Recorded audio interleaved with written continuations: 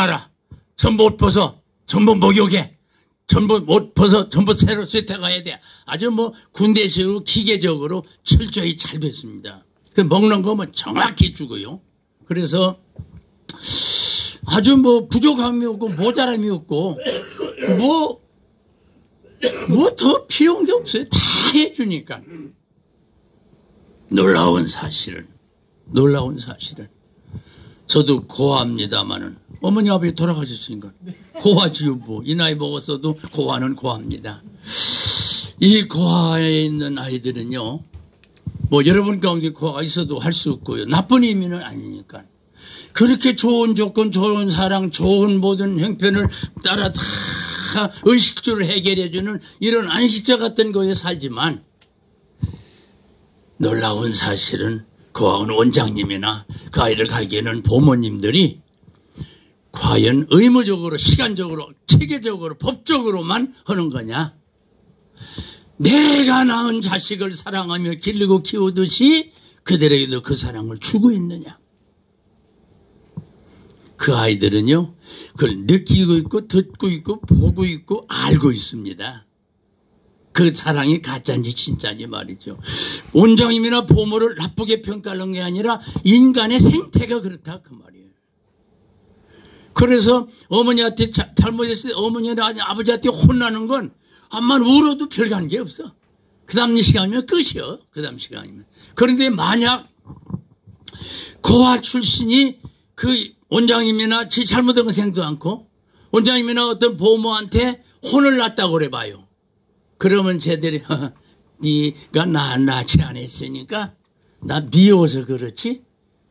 거기서부터 아이는 0.1mm 삐뚤어지기 시작해가지고 이것이 점점 삐뚤어지다 보니까 나중에는 완전히 부모 자식도 아니고 이거는 전혀 거기서 사는 삶 자체가 그렇게 한만 잘해줘도 그들에게는 사랑을 느끼지 못하며 사는 거예요.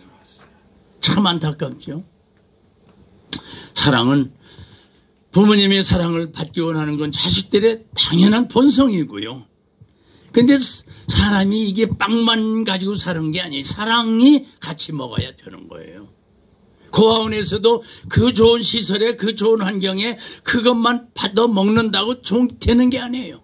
거기에 바로 사랑이란 온자탄 같은 약을 먹지 않고서는 그래서 그 아이들의 사고방식, 앞으로 생활방식, 이 사회에 나와서 처신하는 방식이 언제나 그냥 이렇게 눈치를 보고 그냥 언제나 뭔지 불안한 보이지 않는 불안한 뭐가 그 얘기는 있는 거예요. 그게 얼마나 안타깝습니까? 참 속상한 일이죠. 그 어린아이의 경우는 더더욱 그 사랑이 그리우고 필요한 거예요. 어려서부터 그 심성 가랑 속에서 자라간다는 거. 이것을 인간은 누구나 가지고 어려서부터 그렇다 그 말이에요. 이게 만약 제대로 되지 않는다면 부모에게 사랑을 받지 못한다면 욕구 불만증에 걸립니다. 병 중에 뭐 폐병, 가난 무슨 뭐 위장 뭐 이런 병만 중요한 게 아니에요. 이 욕구 불만증이라는 아주 그 괴상한 병에 걸리면요. 그 아이가 앞으로도 반드시 가는 정상적인 사람으로 자라는 게 아니라 삐딱하게 자라가는 거예요. 욕구 불만증. 그리고 사람이라는 게 이제 어린애 때만 이게 사춘기 때는 부모 사랑 그까지가 필요 없어. 나가서 친구들하고 이성 친구나 어떤 여기에 더 시간을 갖고 거기에 마음을 쓰고 거기에 신경을 쓰고 살지. 부모 사랑 같은 거 필요도 없어. 부모가 오히려 가까이 해주고 뭐 해주면 그게 오히려 귀찮아요, 오히려. 이게 이제 때마다 다른 거죠. 그래서 부모님도 마찬가지예요. 부모님도요. 젊은이 아들 자녀로부터 받는 사랑이야 왜 안 좋겠어요? 다 좋은 거죠. 고맙지요, 뭐. 그런데 늙은 자녀로부터도 우리 부모도 사랑을 받고 싶어 하는 거예요. 어린 아이도 사랑 필요하고 젊은이도 필요하고 늙은이도 이 사랑이 필요한 거예요. 여러분들 왜 사랑이 필요 없겠냐 이 말이에요. 그런데 사람들이 사랑을 받으려고만 하지 남을 주려고는 하지 않는단 말이에요.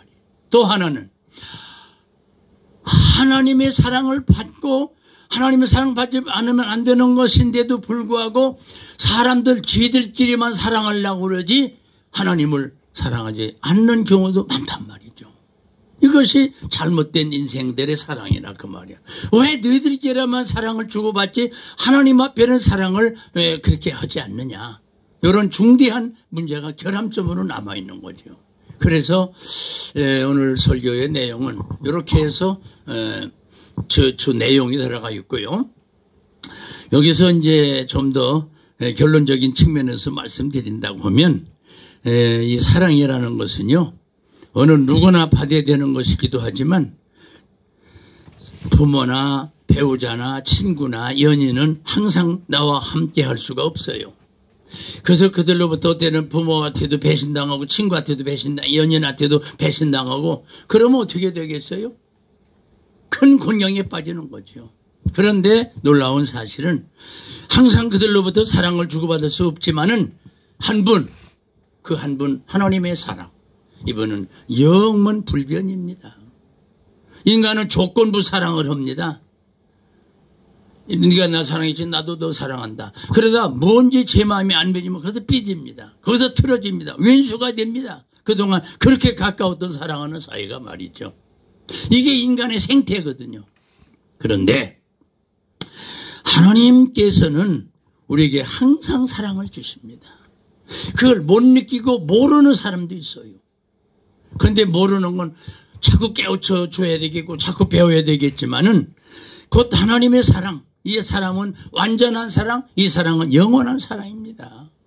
지금 신학을 가리키는 공부하는 시간이 아니기 때문에 신학적인 측면을 다 평가할 수 없지만은 하나님의 사랑인 증거와 근거가 뭐예요? 아까 사회 보시던 분 뭐라고 했어요?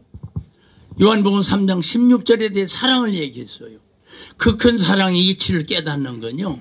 그걸 시간도 오래 걸리겠지만은 굉장히 소중한 교리입니다. 무조건 저 양반이 우리 사랑한다고 그러게 사랑은 뭐 나한테 사랑해 준 게 뭐 있어? 이렇게 탁 모르는 척 할 수도 있어요. 그러나 성경이나 신학을 공부하면서 이 내용을 파악하고 배우기만 하면 그분의 사랑은 보통 사랑이 아니었구나. 그분의 사랑은 정말 귀한 사랑이었구나. 정말 강개무량한 사랑이었구나. 이것을 이제 깨닫게 되는 거죠. 어쨌든 여러분과 나는 이 세상에서 사랑을 하면서 살아가야 됩니다. 우리 저 고향은 충청도인데 저 홍성인데 그 가까이에 예산이라고 있어요. 예당 저수지 거기 가까이에 의 좋은 형제 옛날에 학교 책에도 나왔습니다만 의 좋은 형제 전설이 있는 그 동네 그 뭐 좋은 탑도 만들어 놓고 아주 전설도 쫙 해놓고 학교 책에 나왔던 그까지 그대로 다 기록해 놓은 데가 있어요. 그 형제 간 사랑이 얼마나 멋있습니까? 알아도 또 얘기하지. 너무도 좋으니까. 두 형제가 있었는데 형님은 결혼해서 뭐 아들도 딸도 다 있고 그런데 신접살림 새로 결혼해서 얼마 안 되는 또 동생이 있었단 말이에요. 그런데 동살 쳐가지고 형하고 똑같이 추석을 나눠서 10가마를 했다고 그러면 형이 5가마, 동생이 5가마. 의 좋은 형제는 이것도 똑같이 형이니까 더 갖고 얄만 넌 조그만 그 형 동생이니까 조그만 가져. 그거 똑같이 5가마씩을 줬다는 얘기 내용을 보면 참 의 좋은 형제가 거기서 보이는 거죠. 그런데 이 놀라운 사실은 동생이 생각할 때 동생하고 부인하고 얘기할 때 내가 다 들었습니다마는 뭐라고 한지 알아요? 여보, 형님은 동생도 많고 쓸 게 너무도 많잖아. 우리야 이제 신접살림에 아기가 있어. 쓸 게 뭐 있어. 우리도 5가마 형님도 5가마 이건 안 되잖아. 그러니까 형님한테 이거 1가마 갖다 드리자고. 형님이 갖다 드리면 안 받을지도 모르니까 새벽에 밤에 몰래 밤 12시에 우리가 1가마 갖다 살짝 형님네 그 쌀가마 위에다가 올려놓고 오자고. 그렇게 했어. 그 참 의좋은 부부지요. 또 거기는. 의좋은 형제도 있지만 의좋은 부부도 있어야 돼요. 욕심부리면 부부간에 싸움박질. 야, 형은 형대로 5가지 감았는데 뭐 우리도 가서 가면 대체 뭘 한 가마 주려고 그러냐고 아마 불평비슷한 싸움이 생길 수도 있거든요. 형제들 의 나쁜 사람도 그렇습니다. 그런데 형이 그 다음날 아침에 아니 이게 어떻게 된 거야? 어제 5가마씩인데 왜 6가마지 이거? 이가 틀림없이 동생 그 녀석이 갖다 놨지 뭘? 딱 생각하고서 저는 신도자한테 살림도 많고 뭐 돈 들어갈 텐데 이놈의 자식이 형이라고 한 감을 더 갖다 줘? 다시 형 부부는 또 얘기를 합니다. 여보, 아이고 동생이 우리보다 선수 쳤네. 우리가 늦었네. 우리가 이번에는 2가마를 갖다 줘도 어제 갖다 온 거 1가마 갖다 준 건 당연한 거고 걔를 1가마 더 주고 싶은 게 이게 형의 마음이야. 이건 나 그냥 시간 없어서 이거로 끝나고 말겠지만 이거 좀 길게 하면 베이스드 가면 울면서 설교합니다. 이건 울음감이 나올 수 있는 사랑이에요. 형제간의 사랑. 사랑 얘기만 나오면 기쁘고 즐겁고 고마운 거예요. 눈물이 나는 건 슬퍼서 우는 게 아니라 감격스러워서 눈물이 나는 거죠. 그래서 결국은 뭐 다 하는 얘기로 끝내고 그 형님도 역시 2가마를 갖다 동생네다 놓는 거야. 그런데 동생도 그 사람이 이래 원래 형이 또 갖다 놨구만. 아이고 안 돼. 이거 또 갖다 줘야 돼. 아주 재밌는 얘기가 전개되는데 아이고 들을수록 볼수록 전할수록 이 사랑의 감격은 정말 우리 마음에 와 닿습니다. 이건 남의 얘기가 아니고 우리들의 삶의 현장에 우리도 이런 삶을 가야 되지 않겠느냐 이런 데 초점이 있는 거죠. 골드스미스라고는 의사가 한 분 있었는데요. 그 동네에 좀 떨어진 곳에 어떤 부인이 병원을 찾아와서 선생님 우리 남편이 몇 달 동안 이게 병원에 누워 있습니다. 병원에 올 수도 없고 요즘 옛날 시골 말로 왕진한다 그래요. 왕진. 선생님 우리 집에 왕진 좀 와주세요. 그러니까 알겠다고 내가 내일 찾아가겠다고. 그 다음날 의사가 딱 그 집에 가봤더니 참 요즘 말로 맥도 짚어보고 청진기 갖다 대보고 엑스레이 사진 찍은 건 아니고 말이죠.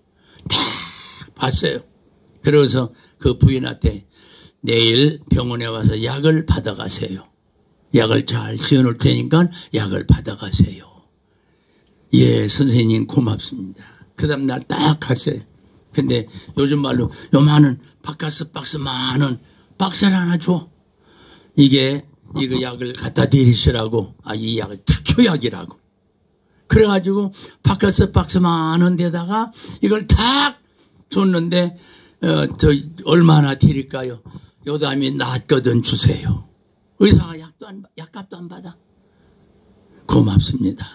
거기서 집에 와서 탁 그니 약 박스를 탁 열어봤어요. 위에다가 글씨가 크게 써 있어요. 당신의 남편의 병은 병이 아닙니다. 못 먹어서 생긴 그 무슨 병이라고? 못 먹어서 생긴 병을?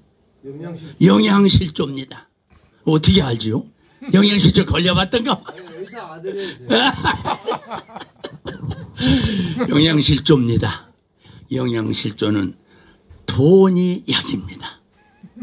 그러고서 그 박스에다가 돈을 가득 담아놓고 이 약을 신랑 남편에게 잘 먹이세요.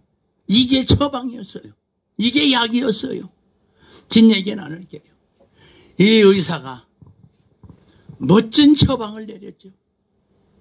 이 병은 다른 병이 아니고 못 먹어서 생긴 영양실조 병입니다. 이 병에는 이 약이 최고입니다. 야, 골드 스미스 박사라고는 이분의 실화 얘기입니다. 부디 오늘 여러분과 나는 이 영양실조에는 아마 최특효약이라고는 이 사실이 뭐냐? 이 세상 사랑하는 많은 사람들이 사랑의 영양실조에 걸려 있습니다. 우리는 의사의 심정으로 그분에게 무언지를 도울 수만 있다면 그들에게 무언지를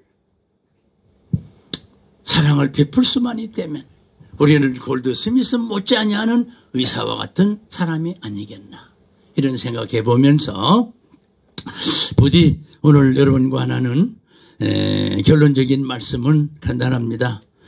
이 세상은 불신자들도 많습니다. 이 세상은 참 친구는 죽을 때까지 친구지만은 여러분들도 좋은 친구를 계속 새기시길 바라고요.